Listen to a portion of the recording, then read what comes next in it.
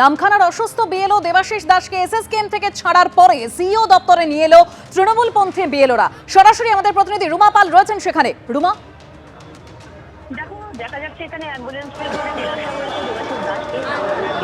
অ্যাম্বুলেন্সে করে নিয়ে আসা হয়েছে দেবাশিস দাসকে। নামখানার বিএলও অসুস্থ রয়েছেন বেশ কয়েকদিন ধরে।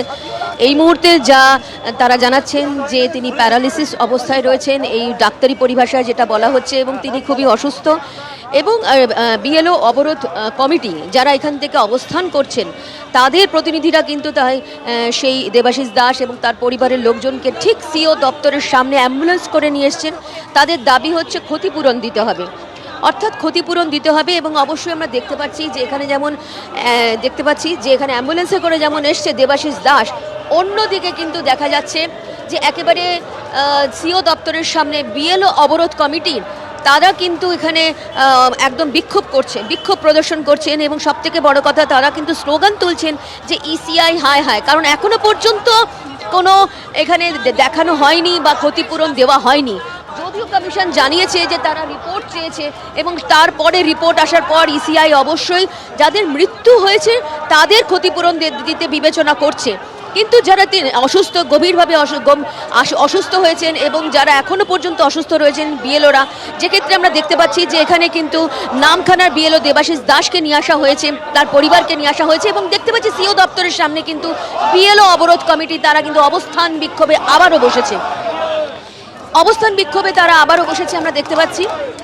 এবং তাদের একটাই বক্তব্য, যেভাবে বিএলওদের উপর অস্বাভাবিক চাপ সৃষ্টি করা হয়েছে, অনেক বিএলওই কিন্তু সেই চাপ না নিতে পেরে তারা অসুস্থ হয়েছেন, হাসপাতালে ভর্তি হয়েছেন।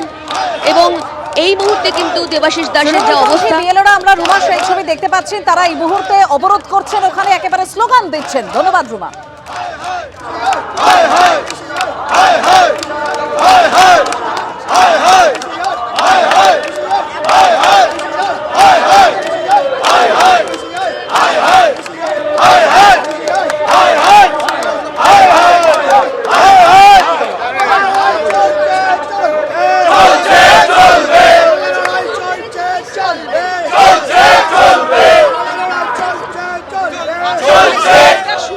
বিচার যে আজকে বিএলওর কাজ করতে গিয়ে যে অসুস্থ হয়েছে, এর ক্ষতিপূরণটা আমরা চাইব। যেভাবে অল্প সময়ের মধ্যে যেভাবে কাজের প্রেশার দিয়ে বিনা